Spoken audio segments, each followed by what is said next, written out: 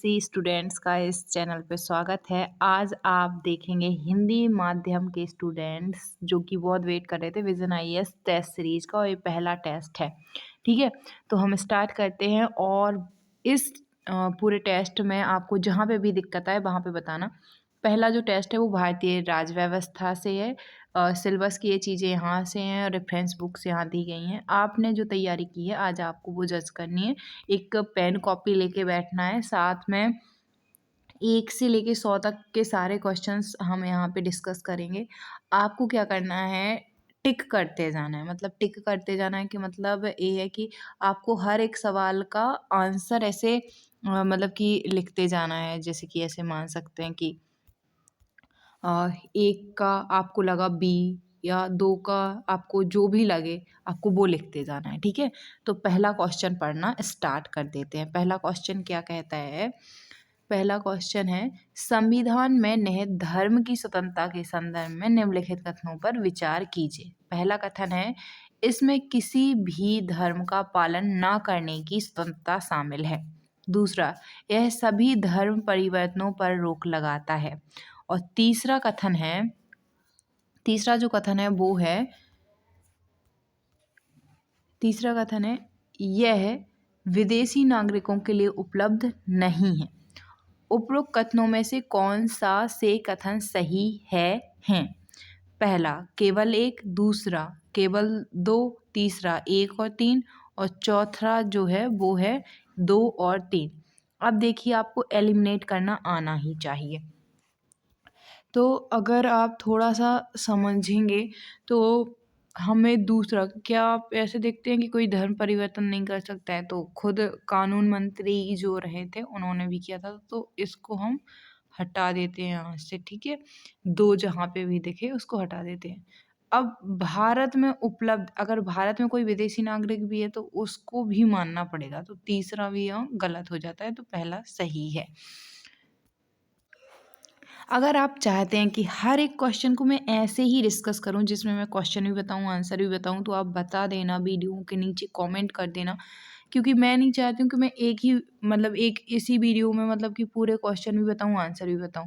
क्यों? क्योंकि ऐसा हो सकता है ना कि आपको केवल क्वेश्चन चाहिए हो और टाइम भी लगेगा क्वेश्चन और आंसर को एक्सप्लेन करने में। तो आपकी ज़िम्मेदारी बनती है, अगर आप एक्सप्लेनेशन के साथ में चाहते हो, साथ में मतलब इसका पीछे जो एक्सप्लेनेशन है वो साथ में चाहते हो, तो कमेंट कर देना। और सीरियस अगर आप होंगे तो आप पक्का कमेंट करोगे कि मैम आप ना विज़न आईएएस टेस्ट सीरीज़ की आंसर की भी प्रोवाइड करवा दीजिए, मतलब कि डिटेल से समझा के, तो मैं वैसा कर दूँगी। अदरवाइज़ इस वाली टेस्ट सीरीज़ में हम केवल क्वेश्चन पे फोकस करेंगे। क्वेश्चन मैं पढ़ूँगी और आपके सामने रखूँगी क्वेश्चन, और आपको क्या करना है, आपको अपनी पेन कॉपी से ऐसे लिखते जाना है कि जैसे एक क्वेश्चन था, पहला क्वेश्चन था, इसमें मेरा ए, तो ए भर दिया। दूसरे में जो होगा ऐसे बी, सी जो भी है ऐसे करते जाना है ताकि आपको ए रहे। तो ए टेस्ट की तरह है, मैं केवल क्वेश्चन बोलूँगी, आंसर नहीं बोलूँगी।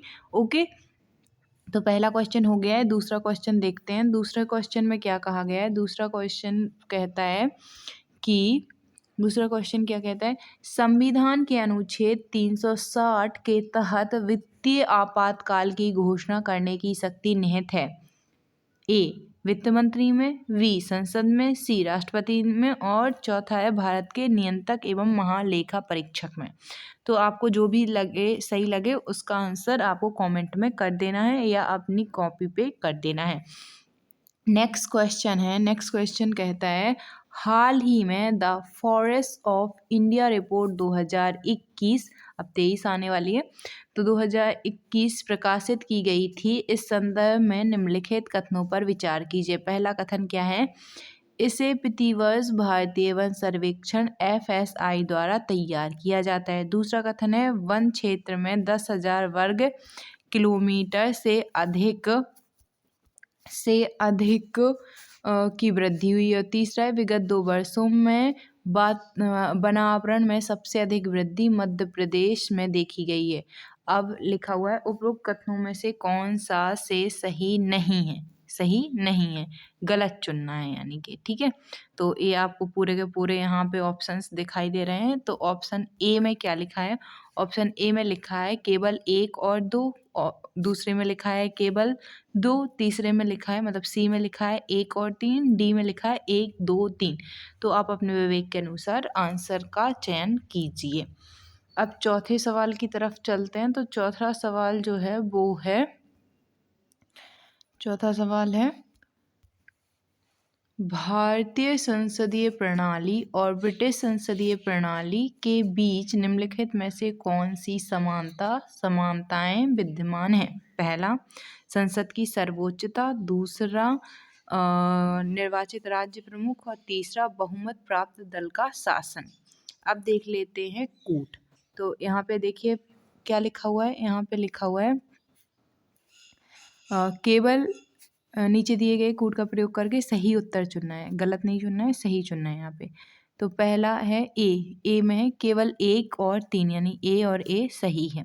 बी केवल 1 और 2 यानी कि ए और ए सही है। सी में है केवल 3 और डी में है उपरोक्त में से कोई नहीं। तो आप अपने अकॉर्डिंग चुन लीजिए और चौथे का ऐसे भर दीजिए जो भी आपको सही लगे। नेक्स्ट क्वेश्चन की तरफ चलते हैं। नेक्स्ट क्वेश्चन कहता है नीति आयोग, क्या नीति आयोग के निम्नलिखित पदाधिकारियों पर चर्चा विचार कीजिए, चर्चा नहीं विचार कीजिए। पहला अध्यक्ष, दूसरा उपाध्यक्ष, तीसरा विशिष्ट आमंत्रित, चौथा मुख्य कार्यकारी अधिकारी। फिर लिखा हुआ है उपरोक्त में से किसे प्रधानमंत्री द्वारा नियुक्त किया जाता है। तो अब यहाँ पे कूट है हमारे पास में, ठीक है। उपरोक्त में से किसे प्रधानमंत्री द्वारा नियुक्त किया जाता है कि ए में है केवल 2 3 4, 3 4 मतलब ए तीनों, और वी में है 1 2 3, ठीक है। सी में है केवल 2 और 4, डी में है 1 3 और 4। इसका आंसर मतलब मुझे हर एक के आंसर पता है क्योंकि मैंने कई बार कर लिए, बट मैं चाहती हूँ कि आप लोग बताएं तभी मैं इनके आंसर बताऊं। तो कमेंट कर देना कि आपको कौन पता है कौन पता नहीं है। छठा सवाल जो है वो है, छठे सवाल में लिखा हुआ है भारत नहीं सरकार के भारतीय स्वरूप को एकात्मक प्रवृत्ति वाला, कौन सी प्रवृत्ति वाला? एकात्मक प्रवृत्ति वाले संघ के रूप में वर्णित किया गया है। संविधान के निम्नलिखित में से कौन से प्रावधान इस प्रवृत्ति का समर्थन करते हैं?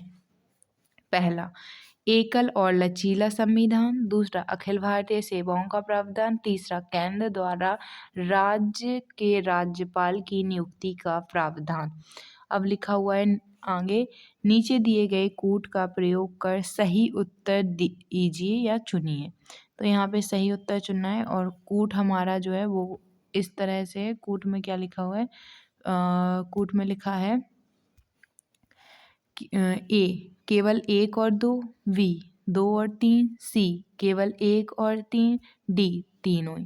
तो आपको जो सही लगे भर लीजिए। आगे चलते हैं क्वेश्चन की तरफ। 7वां प्रश्न है राष्ट्रीय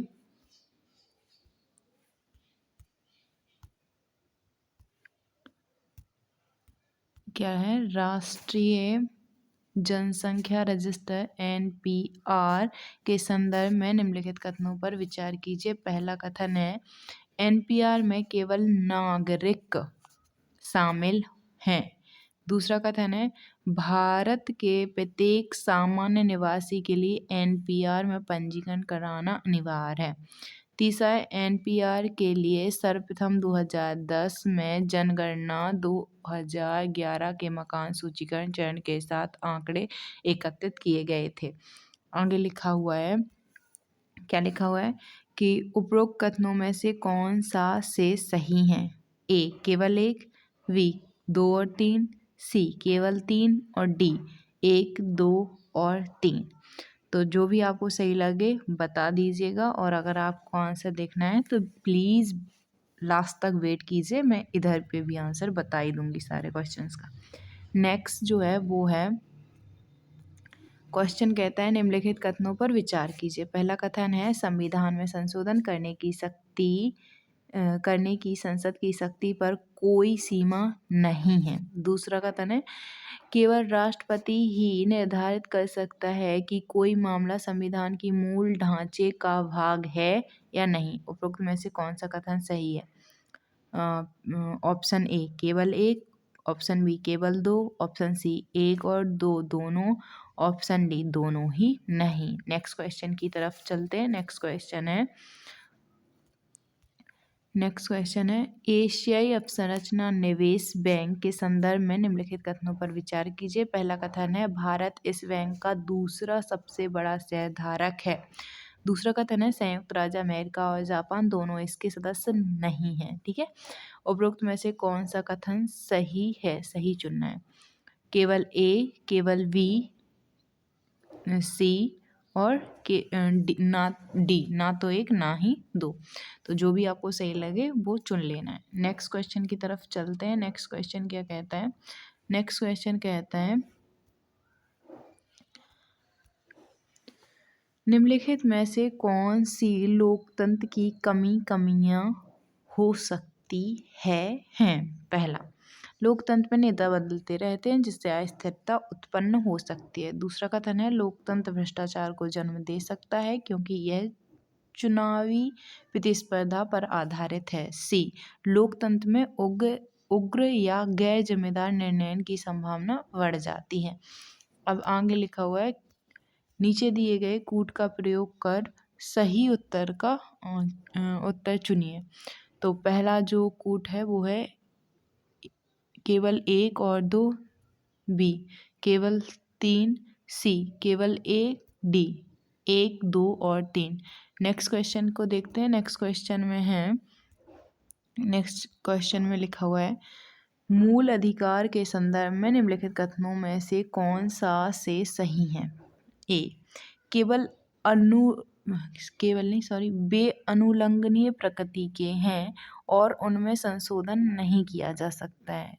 दूसरा कथन है वे राज्य और निजी व्यक्ति दोनों की कार्रवाइयों के विरुद्ध उपलब्ध हैं। तीसरा कथन है वे कार्यपालिका विधायिका दोनों की निरंकुशता पर नियंत्रण के रूप में कार्य करते हैं। फिर लिखा है नीचे दिए गए कूट का प्रयोग कर सही उत्तर चुनना है। ऑप्शन ए केवल एक और तीन, ऑप्शन बी केवल दो, ऑप्शन सी केवल दो और तीन, ऑप्शन डी एक, दो और तीन। तो आपको अपने अकॉर्डिंग, अपने विवेक के अकॉर्डिंग चुन लेना है कि आपको जो भी सही लगे। अगला सवाल है मूल कर्तव्य के संदर्भ में निम्नलिखित कथनों में से कौन सा से सही है? पहला, इनके उपयोग न्यायालयों द्वारा किसी विधि की संवैधानिकता को निर्धारित करने हेतु किया जा सकता है। दूसरा कथन है इन्हें संसद द्वारा विधि निर्माण के माध्यम से लागू किया जा सकता है। नीचे दिए गए कूट का प्रयोग कर सही उत्तर का चयन करना है। ऑप्शन ए केवल एक, ऑप्शन बी केवल दो, ऑप्शन सी दोनों, ऑप्शन डी दोनों ही नहीं। आपको जो सही लगे आप अपने अकॉर्डिंग कमेंट में अपनी कॉपी पर भरते चलिए। नेक्स्ट सवाल जो है वो कहता है, क्या कहता है नेक्स्ट क्वेश्चन में संविधान में अपनाई गई भारतीय पंथ निरपेक्षता की निम्नलिखित में से कौन सी विशेषताएं हैं? ए, धर्म एक व्यक्तिगत विषय है तथा राज्य द्वारा इसमें कोई हस्तक्षेप नहीं किया जाता है। दूसरा कथन है किसी भी नागरिक को धर्म या जाति के आधार पर राज्य के किसी भी शैक्षणिक संस्थान में प्रवेश से वंचित नहीं किया जा सकता है।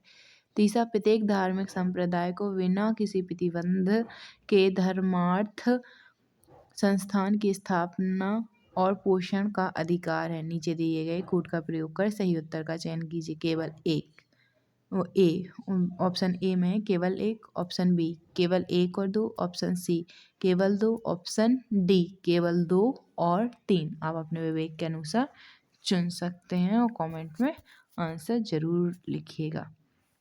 नेक्स्ट क्वेश्चन में उच्चतम न्यायालय के निम्नलिखित में से कौन सा से वाद मूल अधिकारों और राज्य के नीति निर्देशक तत्वों के बीच टकराव से संबंधित है? ए, IR कोहिलोवाद 2007, बी, दूसरा गोलकनाथवाद मतलब गोलकनाथ केस 1967। तीसरा है मेनका गांधी वाद 1978। चौथा है मिनर्वा मिल्स वाद 1980। नीचे दिए गए कोड का प्रयोग कर सही उत्तर चुनना है। ऑप्शन ए केवल 1 और 2, ऑप्शन बी 2 और 4, ऑप्शन सी 3 और 4, ऑप्शन डी केवल एक। ठीक है, नेक्स्ट क्वेश्चन है वो उसमें लिखा हुआ है संविधान के अनुच्छेद 12 में प्रदत्त राज्य की परिभाषा में निम्नलिखित में से कौन शामिल है? एक Delhi metro rail corporation DMRC। दूसरा भारतीय विशिष्ट पहचान प्राधिकरण UIDAI। तीसरा नीति आयोग। चौथा भारतीय रिजर्व बैंक। नीचे दिए गए कोड का प्रयोग कर सही उत्तर चुनिए। ऑप्शन ए केवल 1 और 3, ऑप्शन बी केवल 2 और 4, ऑप्शन सी केवल 1, 2 और 3, ऑप्शन डी 1, 2, 3 और 4। आपको जो सही लगे ऑप्शन मतलब कि आंसर कमेंट में कर देना। नेक्स्ट क्वेश्चन है हाल ही में सुर्खियों में रहा वेरल सागर निम्नलिखित में से किस क्षेत्र में अवस्थित है? ए पूर्वी हिंद महासागर, बी पश्चिमी प्रशांत, C Arctic, D Antarctic. Next question है केंद्रीय सतर्कता आयोग के संदर्भ में निम्नलिखित कथनों पर विचार कीजिए। कथन है एक, पहला कथन है यह एक संवैधानिक निकाय है। दूसरा कथन है इसके अध्यक्ष और सदस्यों की नियुक्ति राष्ट्रपति द्वारा की जाती है। उपरोक्त में से कौन सा से कथन सही है? पहला ऑप्शन ए केवल 1, ऑप्शन बी केवल 2, ऑप्शन सी दोनों ही और ऑप्शन डी दोनों ही नहीं। तो आप इनमें से चुन लीजिए और भर दीजिए। नेक्स्ट क्वेश्चन है संविधान के अनुच्छेद 32 के तहत प्रदत्त संवैधानिक उपचार के अधिकार के संदर्भ में निम्नलिखित कथनों में से कौन सा से सही है? पहला कथन है इसे किसी भी कार्यपालिका आदेश या विधि की संवैधानिकता का निर्धारण करने के लिए लागू किया जाता है यदि यह प्रत्यक्ष रूप से किसी मूल अधिकार का उल्लंघन करता है। दूसरा जो कथन है वो है दूसरा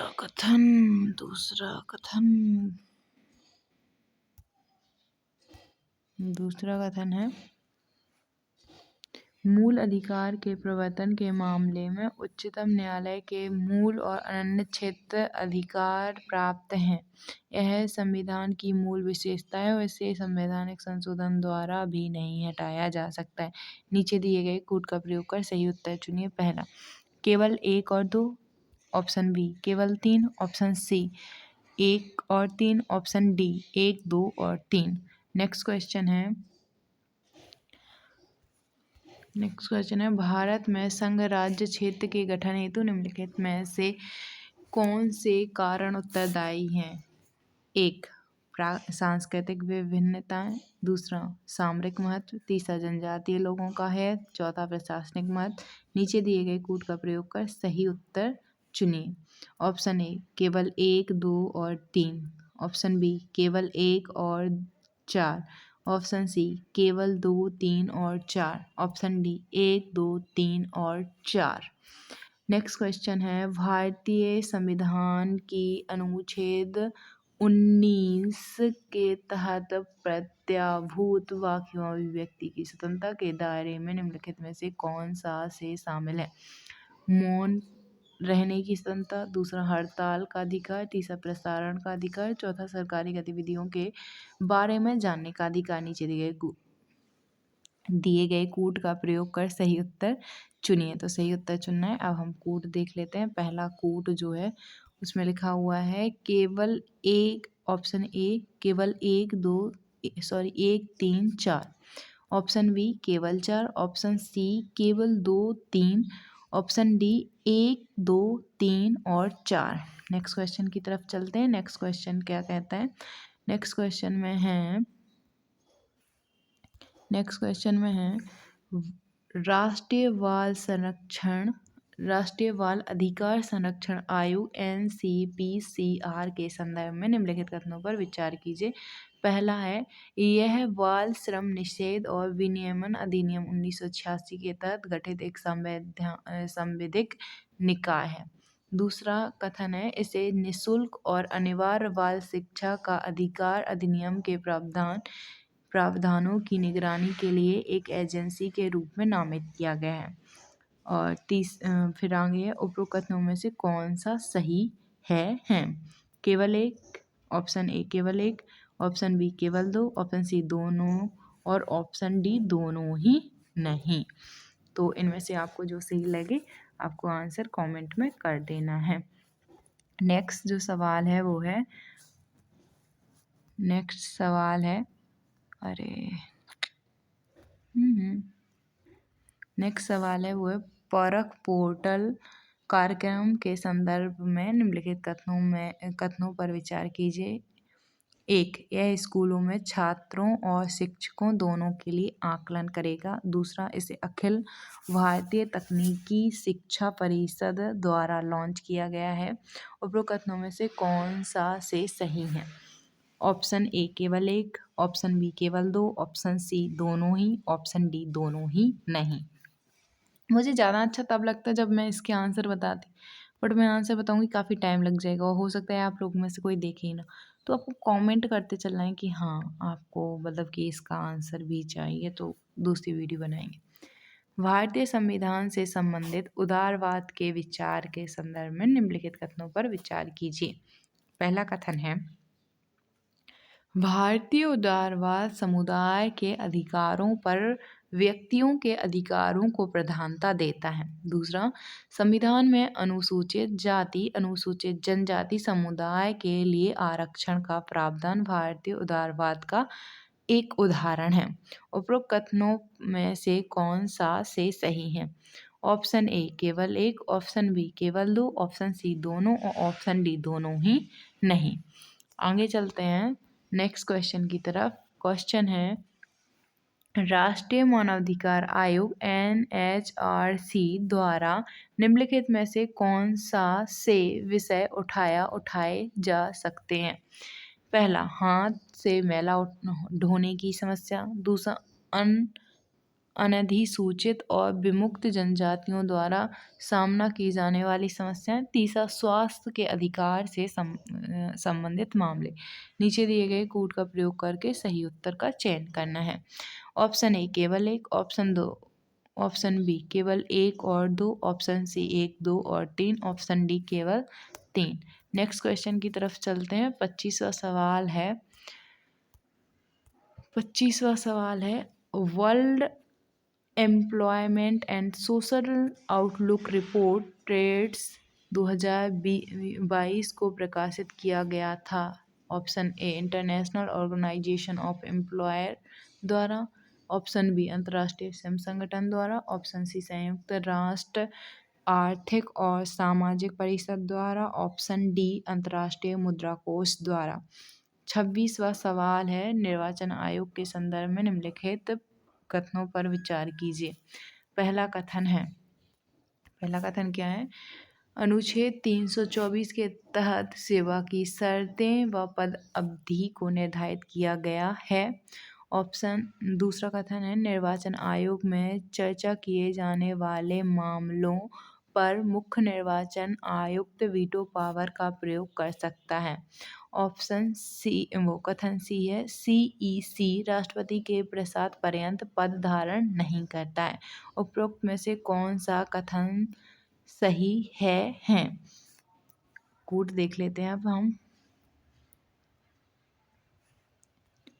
ऑप्शन ए केवल एक और दो, ऑप्शन बी केवल तीन, ऑप्शन सी केवल एक और तीन, ऑप्शन डी एक, दो और तीन। नेक्स्ट क्वेश्चन की तरफ चलते हैं।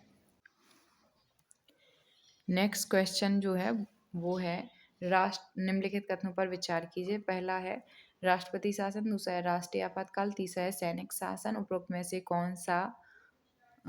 में से किन विशेष परिस्थिति परिस्थितियों का भारतीय नागरिकों के मूल अधिकारों पर प्रभाव पड़ता है? ऑप्शन ए केवल एक, ऑप्शन बी केवल दो, ऑप्शन सी केवल दो और तीन, ऑप्शन डी तीनों। तो आप अपने अकॉर्डिंग आंसर चुनिए और हमारे कमेंट बॉक्स में भर दीजिए।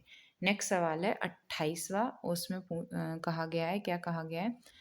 निम्नलिखित में से कौन से निर्देशक सिद्धांत 42वें संविधान संशोधन द्वारा जोड़े गए? ए बच्चों के स्वस्थ विकास के लिए सुरक्षित करना, अवसर सुरक्षित करना।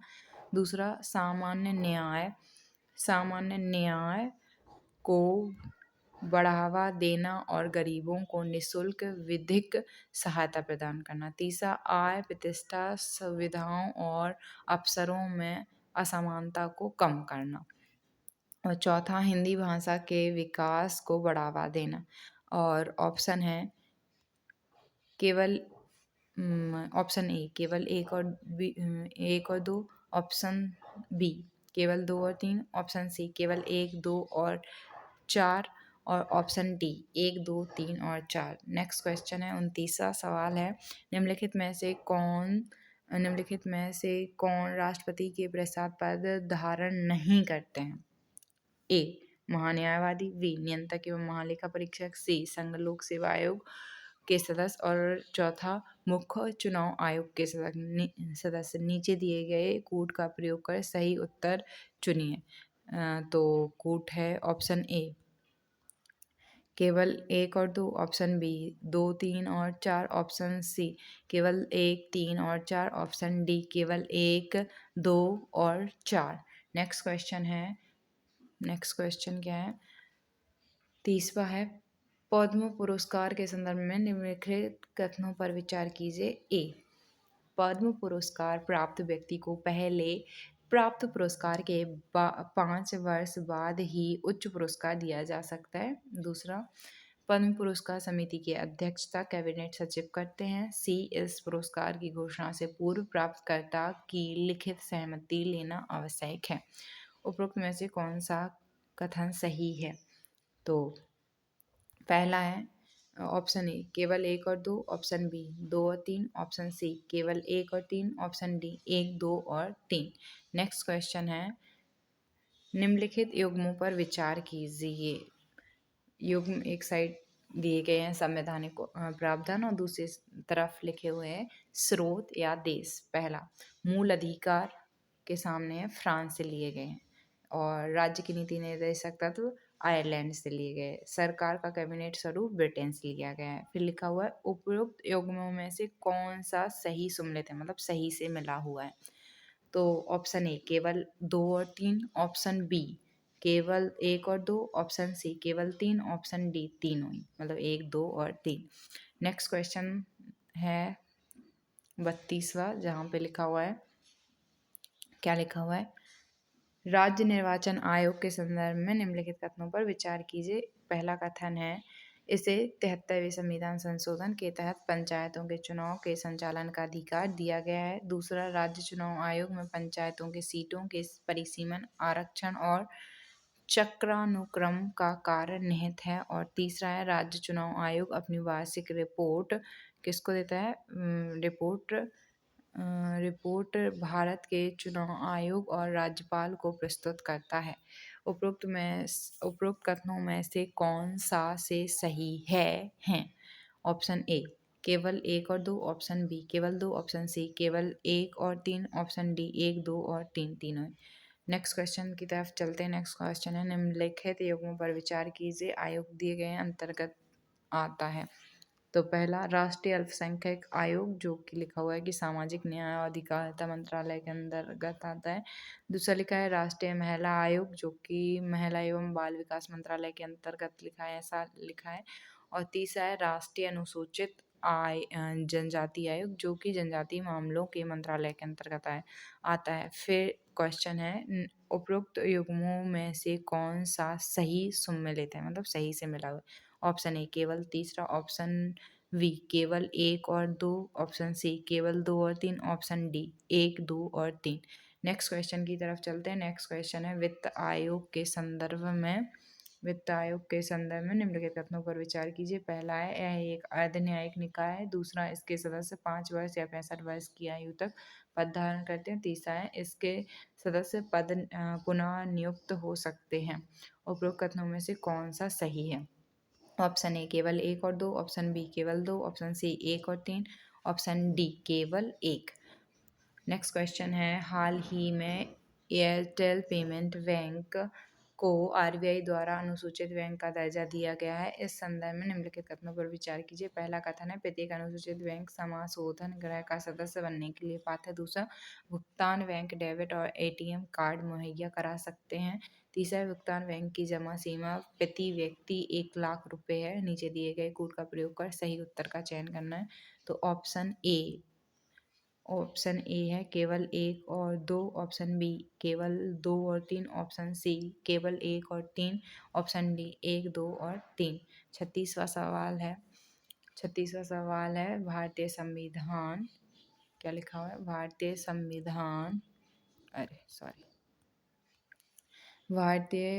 भारत संविधान का उपयोग उस मूल ढांचे के रूप में करता रहा है जिसके भीतर सरकार संचालित होती है। निम्नलिखित में से कौन सा इसका कारण नहीं है? नहीं ढूंढना है, ठीक है। ऑप्शन ए, न्यायपालिका और राजनैतिक प्रथाओं ने संविधान के कार्यान्वयन में लचीलापन दर्शाया है। ऑप्शन बी, संविधान का मूल ढांचा हमारे देश के अनुकूल है। ऑप्शन सी, संविधान निर्माता बहुत दूरदर्शी थे और उन्होंने अनेक परिस्थितियों के लिए समाधान प्रदान किए हैं। ऑप्शन डी, भारत का संविधान एक पवित्र दस्तावेज है और इसे परिवर्तित नहीं किया जा सकता है। नेक्स्ट क्वेश्चन है 37वां, जहाँ पे लिखा हुआ है, क्या लिखा हुआ है? निम्नलिखित में से कौन अपने संबंधित पद पर न रह जाने के पश्चात केंद्र या राज्य के अधीन किसी और पद का पात्र नहीं होता है? ए, भारत का नियंत्रक महालेखा परीक्षक। दूसरा, भारत का महान्यायवादी। तीसरा, संघ लोक सेवा आयोग का सदस्य। और फिर लिखा हुआ है मेन क्वेश्चन कि नीचे दिए गए कोड का प्रयोग कर सही उत्तर का चयन कीजिए। तो ऑप्शन ए केवल 1 और 2, ऑप्शन बी केवल 1, ऑप्शन सी केवल 2 और 3, ऑप्शन डी ऑप्शन डी केवल 3। नेक्स्ट क्वेश्चन है 38वां, जहाँ पर लिखा हुआ है, निम्नलिखित कार्यों में से कौन सा से राष्ट्रीय अनुसूचित जनजाति आयोग द्वारा किए जाते हैं? पहला, वन क्षेत्रों में रहने वाली अनुसूचित जनजातियों को लघु वनोपज के संबंध में स्वामित्व अधिकार प्रदान करने के लिए किए जाने वाले उपायों का सुझाव देना। दूसरा, अनुसूचित जनजातियों को उनके अधिकारों और रक्षा उपायों से वंचित करने के संबंध में निर्दिष्ट शिकायतों की जांच करना। तीसरा, पंचायत अनुसूचित क्षेत्र में अधिनियम 1996 के प्रावधान का पूर्ण कार्यान्वयन सुनिश्चित करने के लिए किए जाने वाले उपायों का सुझाव देना।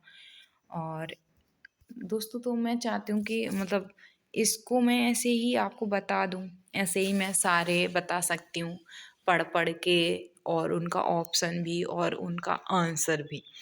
बट एक प्रॉब्लम है, जो वो ये है अभी प्रेजेंट में, कि आपको पसंद आए। और ये आपको पता है कि ऐसे लगभग 100 सवाल हैं, जो कि आप यहाँ पे देख सकते हैं। 100 सवाल हैं टोटल, और इन 100 सवालों को आप मतलब कि अगर बहुत अच्छे से, एक बार तो मैं केवल और केवल क्वेश्चन पढ़ दूंगी, ठीक है। दूसरी बार में मैं क्या कर दूंगी, दूसरी बार में मैं पूरे का पूरे आपको 10-10 क्वेश्चन करके अच्छे से समझा दूंगी, और फिर ताकि आपको क्वेश्चन भी समझ में आए, साथ में आंसर भी समझ में आए, और ये बेस्ट वे होगा आई थिंक। तो इस वजह से ये अपन ने देख ली है। अब अपन नेक्स्ट में देखेंगे, इसमें अपन ने क्या देखा है। इसमें अपन ने देखा है विजन आईएएस टेस्ट सीरीज का पहली टेस्ट सीरीज देख ली है, और इसमें भारतीय राज्य व्यवस्था से सवाल थे, आप लोगों ने सॉल्व भी किए। Thank you so much. मिलते हैं नेक्स्ट वीडियो में। अगर आप लोगों को कमेंट्स आए तो हम इस चैनल पर सारी की सारी इंस्टीट्यूट की मतलब कि टेस्ट सीरीज प्रोवाइड करवाएंगे। और एक इम्पॉर्टेंट बात ये है कि अगर आप इनकी ऑफलाइन या ऑनलाइन लेना चाहते हैं तो इनकी खुद की वेबसाइट पर जा सकते हैं, और मेरी तरह आप भी खरीद सकते हैं ऑनलाइन और ऑफलाइन भी। Thank you so much. मिलते हैं नेक्स्ट वीडियो।